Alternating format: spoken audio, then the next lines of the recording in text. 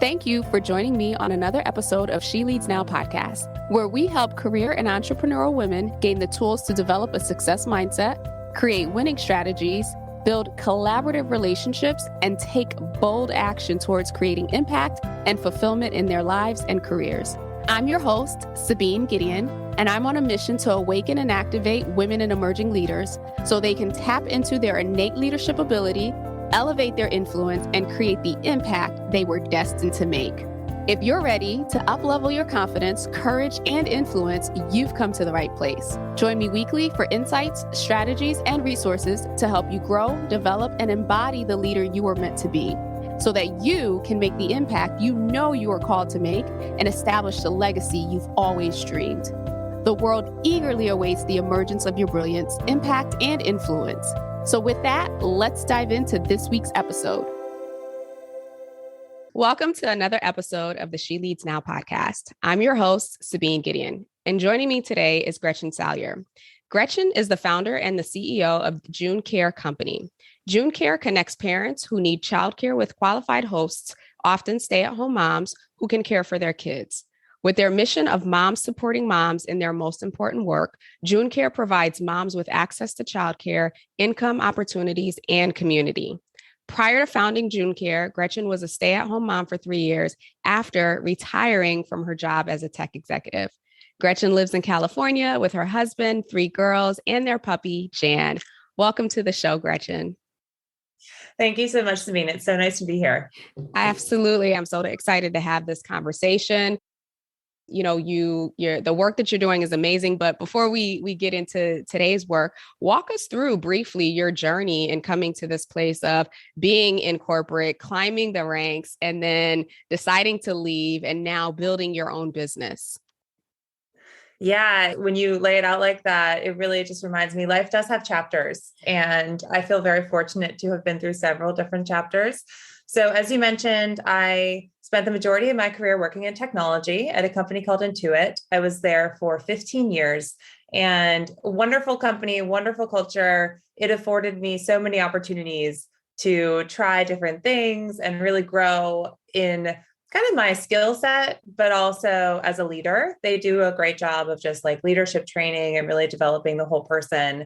While I was at Intuit, I had my 3 girls. So I had 3 girls in about 3 years and continued to just be given additional opportunities and ended up with a large general management job, like kind of quintessential large corporate job, international team. I loved it. Absolutely loved it. But my husband was running a startup at the time, and we were definitely feeling the crunch of just, having 3 young kids and having 2 very fast-paced careers. And then as part of that, which kind of leads me to June Care eventually, just went through the gamut on childcare, which we have, if there was a childcare option out there, we were trying it, and often multiple childcare solutions at the same time. So about 3 years ago, shortly before the pandemic, which of course we didn't know the pandemic was about to hit us, I decided to take some time off and just wanted to reconnect, with my girls, reevaluate my goals and what I wanted to do next. I was really seeking kind of that steep learning curve, as well as just, wanted to do a little reflection personally as well. And then not 6 months later, all of my girls were home from school. I had a preschooler, a kindergartner, and a first grader who were all supposed to be doing Zoom school. It was so hard. And I have to say, the thing that was the hardest for me was here I was in a a very fortunate position. I wasn't trying to work full time while trying to homeschool my children. Financially, we were stable on one income. And it was really hard for me. I mean, it really knocked me down just trying to homeschool these kids. And I was understanding how hard it was for me, given my fortunate situation, and then seeing my friends, my community, my family struggling even more than I was for all the reasons you can imagine. And then, of course, we were all just bombarded with the news of the toll that this pandemic was taking on families and moms in particular.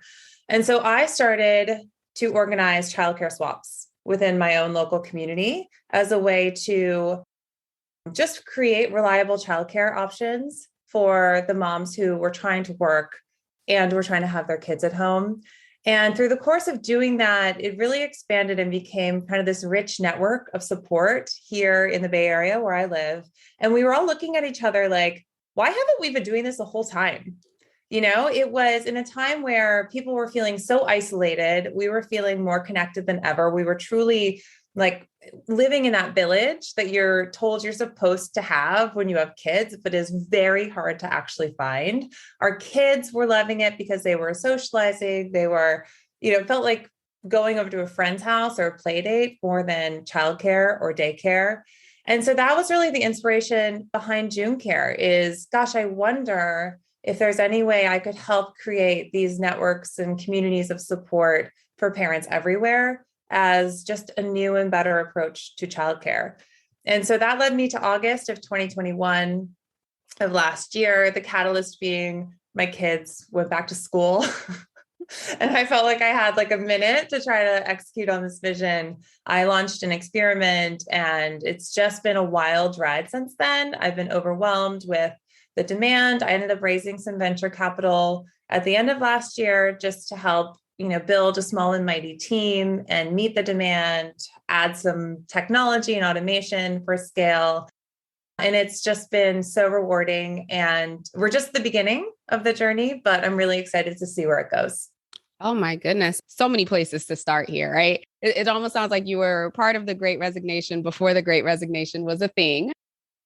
But the unique piece around being able to take your experience and the experience of those around you, those within your community, to identify a solution that, served you all. And now you're expanding to serve, many all throughout the state and eventually throughout the country, correct? Yeah, that's the goal. So we're currently in California, just really making sure, we have the model buttoned up and working really well for our users. We don't have that many people. We're a team of 5. So, that's our biggest limitation in terms of expansion. So adding the technology, we're adding a mobile app, hopefully this week, fingers crossed, some back-end technology as well to just help service relevant matches will give us the scale to start expanding nationwide. Love it. Love it. So staying on the topic around, working moms or just moms finding or needing that support in that community, especially around home care, Great Resignation, great pause, whatever we're calling it this day, great reshuffle is another one that I heard recently. And so we know that, overall here in the US, it's been over 4 million people who have left the workforce or changed jobs. And I know a significant amount of that has been women. And I'm sure that, with your organization and what you're seeing and how you're expanding it, that you are seeing the real impact of this Great Resignation. So talk to us a little bit about how has that impacted June Care and, the work that you're doing and, hopes for expansion. Yeah, it's so true. And so the 4.3 number is just staggering. And then our stats say 3 million of those are working moms. And the primary reason why moms are leaving the workforce is because of lack of access to childcare and or lack of ability to afford childcare. So where June Care fits into that, and in a way, honestly, it's the Great Resignation that has always been a catalyst for June Care. And I think we're seeing that even more, even as we come out of the pandemic. So for our hosts, so these are moms or any parents who come onto the platform who want to earn money while they are home with their kids. And they can do that through June Care by inviting children from another family over, providing that childcare for another family's children as well as your own at the same time, and then getting paid by the family whose children you're watching to do that. And so that is how our model works. We facilitate those connections, the scheduling, the matching, as well as the payments. So for our June Care hosts, these are, we kind of refer to them as tweeners. And I think a lot of parents can relate to this decision. So they are faced with, do they go back to work and take that job that, pays them whatever the rate may be, $18, $20 an hour, decent, amount, but they have to consider the cost of childcare because while they're at that job, their children are not going to be with them. And so they need to be paying someone else or some entity to be watching their children. And it is a very hard decision because often the economics don't actually work out. So you are almost underwater by taking the job because you have to pay for childcare, which is more expensive than what you're actually making on an hourly basis.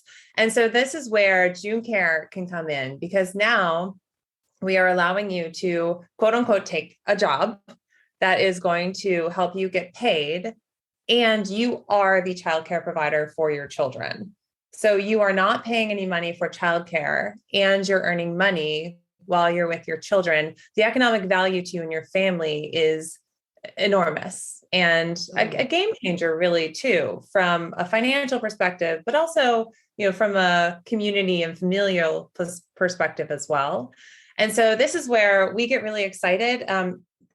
Just a fun stat, 95% of our June Care hosts are actually former professional childcare workers themselves. So former teachers, daycare providers, former nannies. And so they are actually doing what they love by hosting June Care and able to be with their own kids, which is just so exciting for us to be able to kind of just present and create that opportunity for these moms.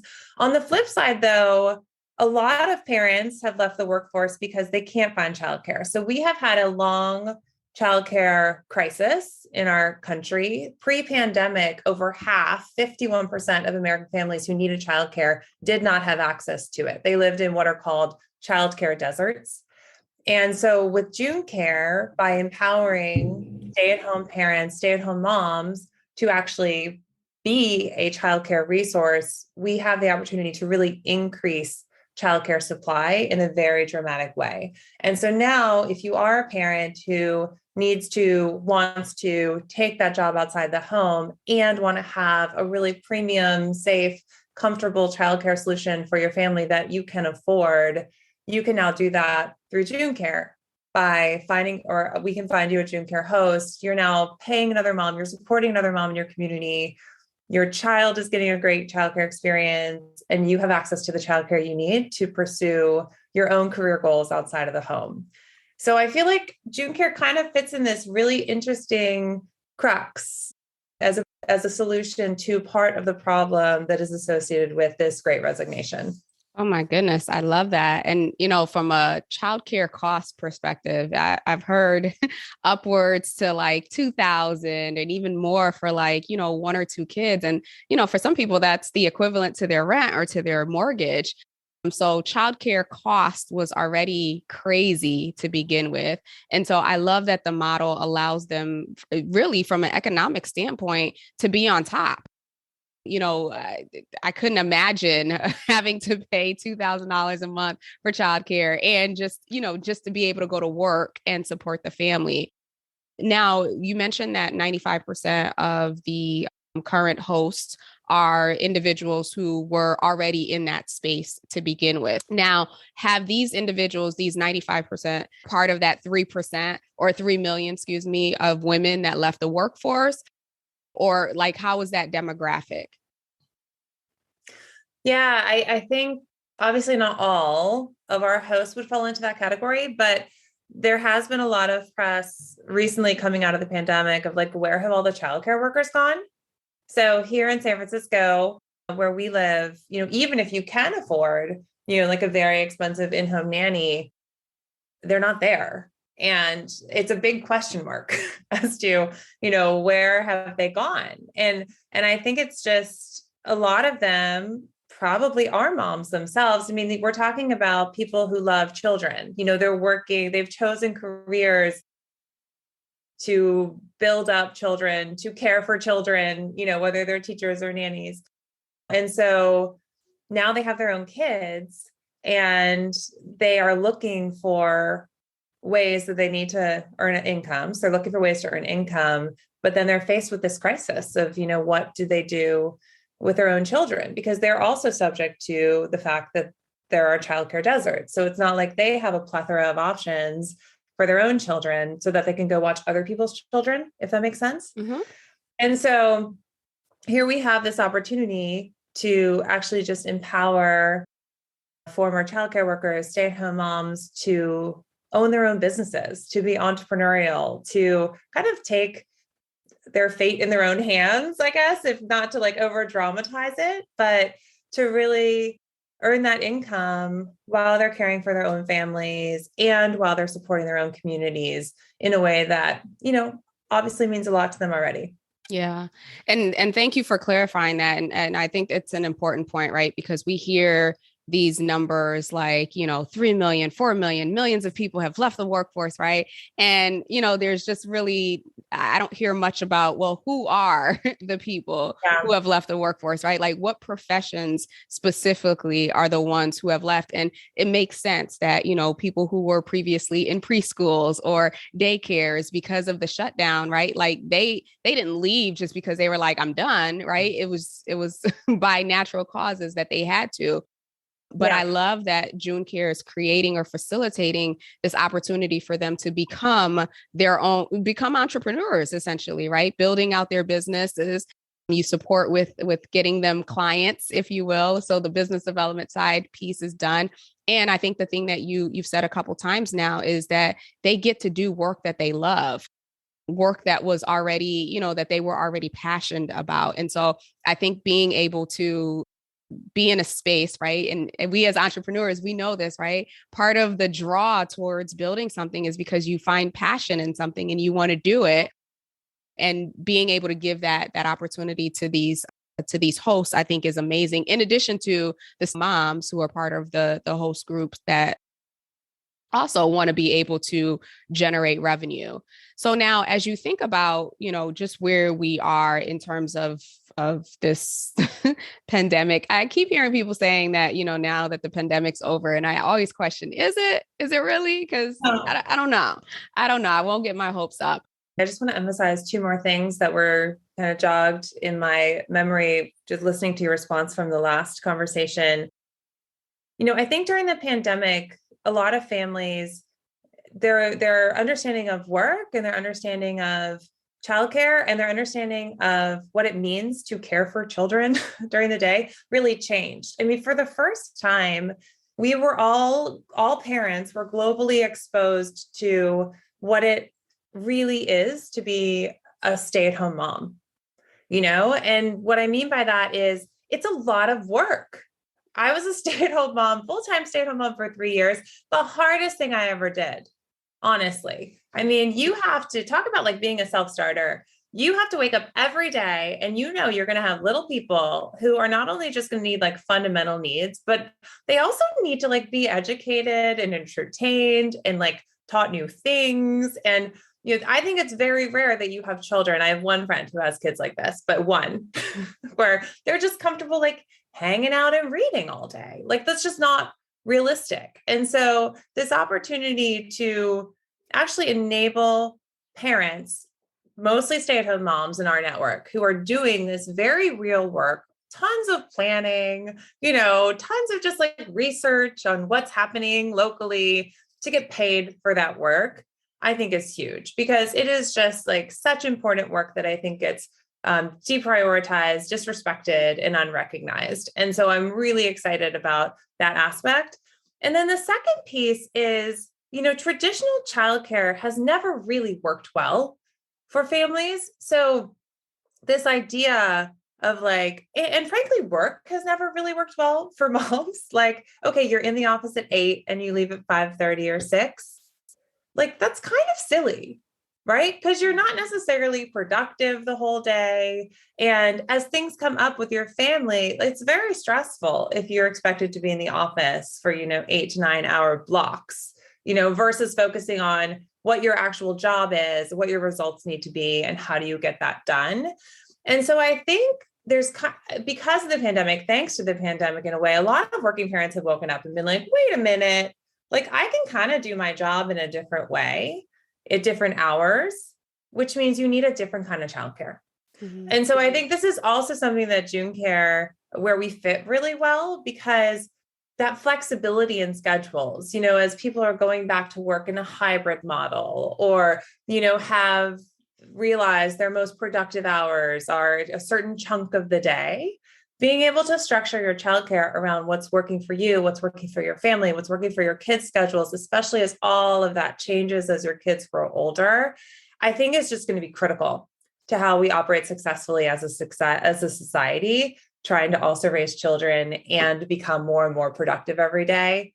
And so I get really excited about that model too. And I think that really resonates a lot with our users, people who come to the platform looking for childcare.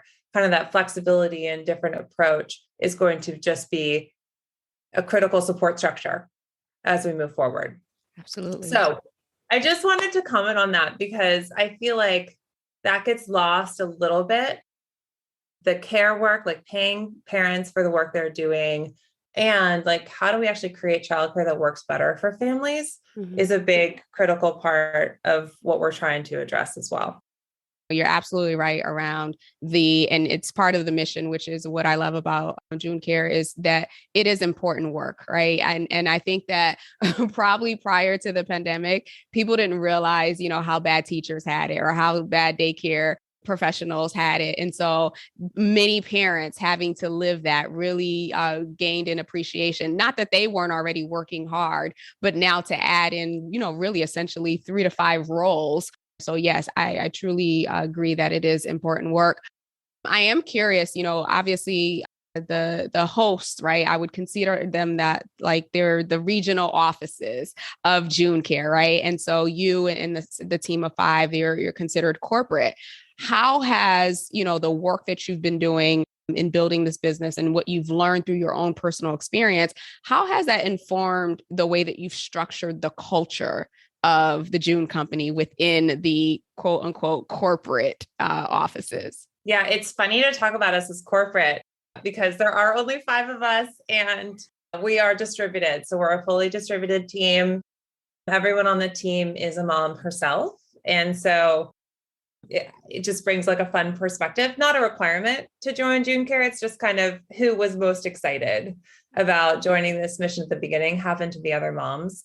In terms of the culture, it's such a great question. And we all just read the Culture Code book as a team to just start to be more intentional about how we think about culture, because, we do plan to expand, and now is the best time for us as a small team to define, what are we and who are we as a culture? And for June Care, we really are pulling our culture from the mission, which is moms supporting moms in their most important work. And again, that work could be at home or outside of the home. But this idea of, let's bring the sisterhood together, let's get rid of the divide of the working mom, the stay-at-home mom, and come together with mutual respect and admiration and support for one another. But then we also, just like we would want our hosts and our users to be, it's really important to us to be open. So creating an environment where we can have vulnerability, where, my team feels comfortable telling me when I have a bad idea, which they do. By the way, they feel too comfortable. I'm just kidding. Everyone feels very comfortable telling me when I have a bad idea. I'll tell you that much. But then really authentic. So, I loved the impact of the pandemic where, you suddenly were like seeing into people's homes, literally, because everyone was on Zoom, which is so different than how it used to be, right? Where we would like meet like in the same boardroom every time. And like, I was just whoever I presented myself to be at work. Like kids are going to be around and kids get sick. And sometimes, you're going to have your baby on the Zoom call while we're talking about the product launch or whatever it may be. It's really important to me.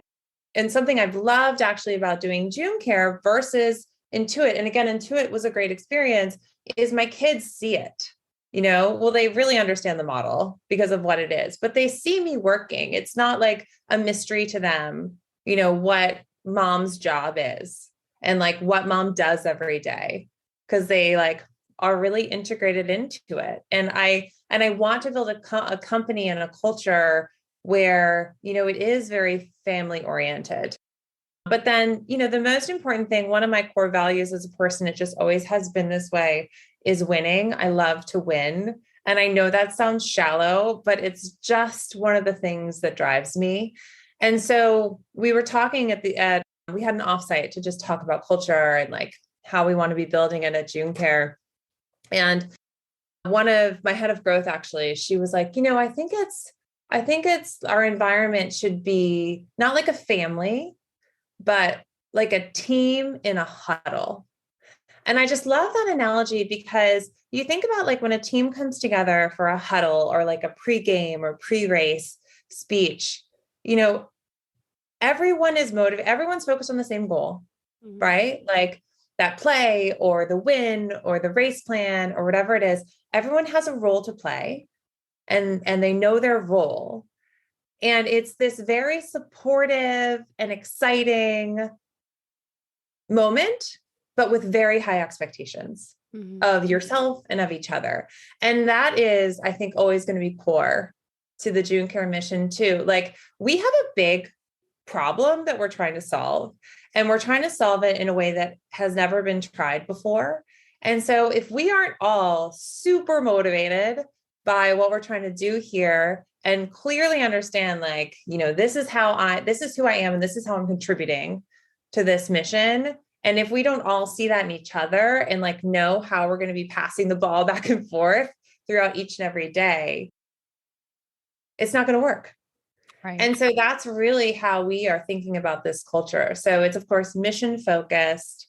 It's open, authentic, bring your whole self. And then it's a team really focused on solving this big, hairy problem.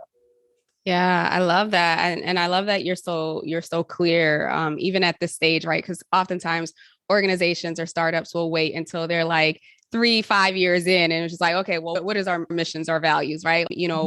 I love that analogy around the team and how you stay focused. And I would imagine that that informs like the level of energy, the level of passion that you would be looking for someone to have to come into this organization. Now, shifting gears here, as you are building this business, right? You have this team, you have this vision for this organization. This is the first time that you're doing this. And I'm sure there's a lot of learning every day throughout this process, right? So how are you balancing, being the leader and the visionary and, rallying everyone with also, dealing with the learning curve that you are experiencing as the individual in this process? Oh man, what a good question. I don't know that I've nailed that one. I could just tell you like my coping mechanisms. Yeah, it is. It's so exciting. I mean, I love it. I love being on the learning curve and I love working with teams and I love like seeing us make traction every day. So from just like a personal motivation standpoint, I wake up energized every day. We're trying experiments all the time right now because, it's the best time to do it. We're small and we're nimble and we can like quickly test and learn and make sure, we're building the playbook across the board, go to market, product, customer success, trust and safety, all the areas. My least favorite parts of my job are legal, accounting, HR, all the compliance pieces. But man, that sneaks up on you. No one tells you about that piece when you go to start a business. But, I just set aside some dedicated time for that and then give myself a treat afterwards. But on the other piece, how do you rally the team while you're on your own learning curve? For me, it's just really been relying on my network. So I'm very fortunate to have a strong network of friends, of colleagues, of advisors. I have the most incredible team of advisors that came on board during our fundraising process. I'm just like humbled and overwhelmed by who has decided to join us on this journey. And they are, totally accessible to me. So I have people who have kind of been there, done that on a lot of the things that I'm facing every day. Honestly, my husband included. So he had his own startup and now he works in venture capital. And so he's kind of my first line of defense, I guess, on a lot of my questions. But I have no ego, right? Like I don't feel like I need to pretend like I know things that I don't. And so I just ask the questions. I try to get as much input as I can from people who have done it before. And then just knowing, because I am fortunate, I know the dynamics of our business better than anyone. So then translating the advice and the guidance into the day-to-day dynamics of our team, of our business, is kind of how I try to navigate each and every decision. But, you're making decisions every day and you have to make them quickly. And so it's just, getting in all the inputs as best you can. And then you just got to go. You just got to go for it. And there's a little bit of trust your gut in there too. Yeah, absolutely. So a couple of things that I heard in there that I want to point out is that, you talked about being humble, right? Understanding that like there is a learning curve and being okay with reaching out to others, to other individuals who have been there. But more importantly, you've built a solid network, both personally and professionally, to help support you in that. And I think that is such a key point.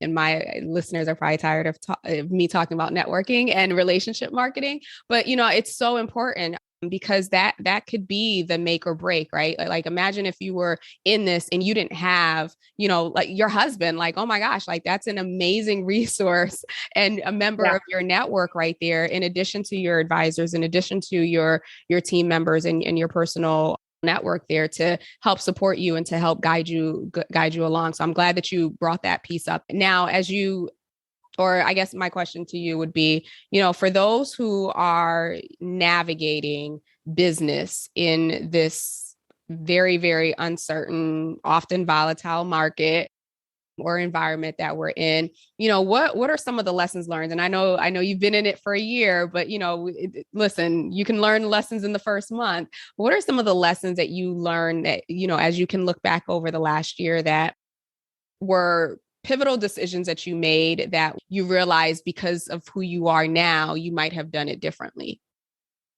I'm going to just go back to my Intuit experience, if that's okay. Yeah. Because I had two really pivotal learning experiences at Intuit. And one that I'll talk about involves kind of the job I took. And then they both involve being thoughtful about the people who you surround yourself with. So when I was at Intuit, Intuit is a product-focused company. And so I was constantly told by mentors, advisors, not bad advice at all. I wanted to continue to grow my career there. And so I took that advice and did a search. I wanted to find the sexiest product role at the company. Like that was my goal. I was like, if I'm going to take a product role, I'm going to take the best one.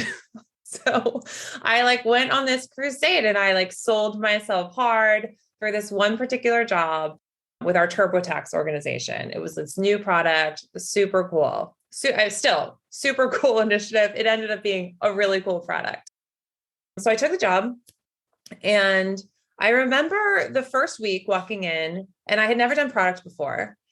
And, you kind of always in a new situation, you feel uncertain, but this felt a little extra, the stuff, not only did I not know what I was doing, but the stuff that I was, my job, it was not what I was supposed to do. It was literally my job.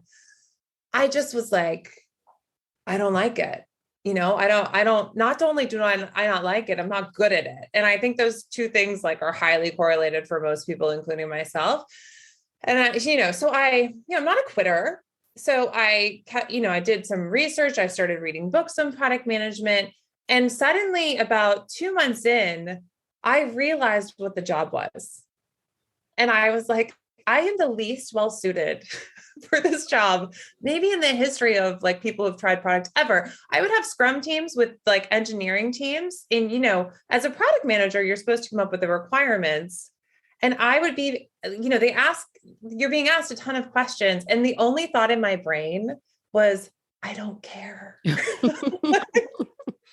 I mean, not that I don't care. I care about the customer. I care about the vision. There's a lot of stuff I do care about. But specifically when it comes to digging into product requirements and really understanding that level of detail that is so critical, that is just not who I am. And so my key learnings really from that whole experience have carried with me throughout every other career decision that I've made since then, which is just take some time to really understand what you're actually going to be doing. I took this product role because I was told I should take a product role and then I should take a good one. And that's the only thought I gave it. I was like, great, I can do this. Like, I feel like I'm a capable person. But if I would have just really taken the time to understand what product management is, which I now, by the way, have amazing amounts of respect for product managers, like amazing amounts. And then, really thought it through, like, how does that match with my skill set, with where I get energy, where I feel like I can really contribute. So the learning for me was, do the diligence, understand, play it to the end, really think it through, take your time. But then also coming out of that, I realized, I don't have to be great at everything and I don't have to love to do everything. What I do need to do is I need to take time to understand, what are the key skill sets and positions that we need to make something successful.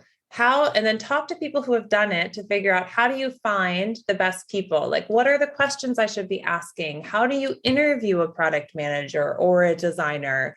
And then really employ what you've learned in finding the best person and then leaning on that person to do what they do best, while you continue to coach and mentor and make sure we're all focused on the same goal, but then really leaning my day-to-day into where I get energy and where I'm best suited to contribute.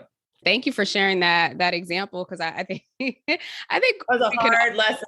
Yeah, I think we can all say we've been there at one point or the other. But I like the correlation into entrepreneurship too, right? It's so important for us as entrepreneurs, even though we at one point we may have to do all of the things, right? Just because our business is growing, that we really truly take the time to identify, is this my zone of genius, right? Like, what is my zone of genius and how do I stay in that particular pocket and play to my strengths and bring in people and allow them to play into their strengths? So I'm sorry you had to experience that, but I can only imagine that has helped you, really frame how you take on opportunities, how you build out your team. And so, we learn through those lessons that don't feel good in the moment. Yeah, 100%. And I will say our product manager at childcare is amazing. I'm sure that vetting process is probably by far the best vetting process in the history. Yes. Awesome. Yes. Well, just to wrap up here, thank you so much, Gretchen, for sharing with us about childcare, about your journey. Certainly really giving an identity to, the stats that we hear around this Great Resignation, and certainly the solution that you've created, not just for, the individuals who are leaving the workforce, but the families themselves who have been really impacted by this. One last question. I know you mentioned the Culture Code as one of the books that you and your team recently read. Is there another book recommendation that you would have for anyone who is in the space of growing, or just a book that really stands out for you? I have a bunch that I've read over the past several years, maybe kind of subconsciously preparing me for this. The Culture Code is an amazing read. I would also recommend anyone who's interested in thinking about a startup to read the book. It's an old one, but Lean Startup. I read it years ago, and it just is almost as close as you can get to a playbook for how to start a company and how to know, one, if you should start a company, and two, if your company is going to work. It is very close to what my approach for childcare was. So we had a hypothesis, and instead of, building first and then launching it like Field of Dreams, we really just got into market, some pretty janky stuff. Like I made the website, I was like managing stuff on spreadsheets for the longest time. But in doing so, I touched, and still today, it's almost true, I touch each and every customer who comes in, and just being able to feel the texture of why have you come to childcare to host, or why are you coming to us for childcare, and what are you looking for? What are you dissatisfied with currently? It informs everything we do. It informs our messaging. It informs our culture, as I mentioned. It definitely informs how we're building the product. And so I would really recommend that book. It's a quick read and it's one to visit over and over again, especially if you're thinking about something entrepreneurial. Absolutely. Thank you for that recommendation. We will definitely include that in the show notes. And before I let you leave, in terms of people being able to connect with you, to learn more about June Care, where and how can they do that? Yeah, so visit our website. It's junecare.co. If you go to junecare.com, it's a cute Dutch like baby sunscreen brand, but that's not our site. So go to junecare.co and then follow us on Instagram. We try to do a lot of customer testimonials, stories, key product updates, as well as just facts about what's happening for moms and in the workforce today, the future of work. I enjoy following it, and I think your listeners might too. Awesome. Thank you so much, Gretchen. And I really, really appreciate you being here. The links to junecare.co will be in the show notes, as well as the IG link or IG handle. With that, again, thank you for being here. Thank you for sharing your expertise and your knowledge with us and this amazing product and service that you have created to solve an issue that was here long before the pandemic. I will be back next week with another episode. Thank you and have a great rest of the week. Thank you for tuning in to another episode of She Leads Now. Be sure to join us next week for another transformative discussion to help you grow, develop, and embody the courageous leader you've always been. Be sure to subscribe to the show to get alerts when new episodes drop, and join us for our next Leaders Lounge meetup on Zoom.